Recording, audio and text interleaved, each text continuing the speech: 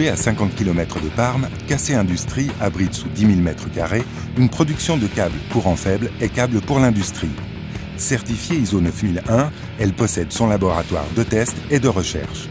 Le site est opérationnel 24 heures sur 24 et fabrique 40 000 km de câbles par an. À travers la production de KCI, découvrons ensemble les différentes étapes de la fabrication d'un câble. Tout commence par la réception de la matière première la plus noble, le cuivre. Après tréfilage, il est réceptionné sur des bobines de grande capacité.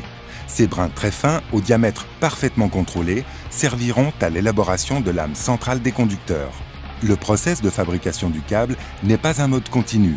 Il nécessite de vastes espaces clairs permettant la mobilité entre chaque phase de production. Les brins de cuivre sont assemblés en torons qui forment l'âme du conducteur et fixent la section électrique du câble. La seconde matière première utilisée est le PVC.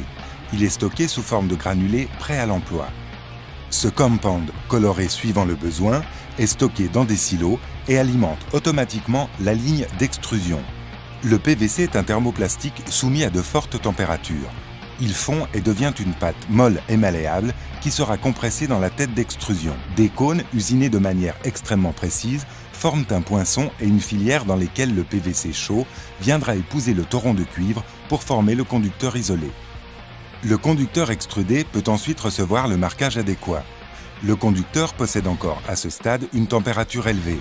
Il convient donc de le refroidir dans un système de bac à refroidissement liquide. Tous les conducteurs viennent d'être extrudés. Ils sont stockés momentanément avant la phase d'assemblage.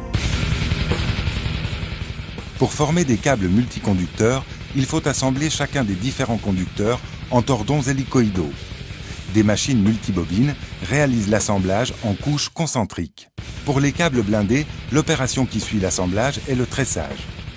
Dans la tresseuse, de petites bobines remplies avec de fins brins de cuivre étamés se croisent à toute vitesse.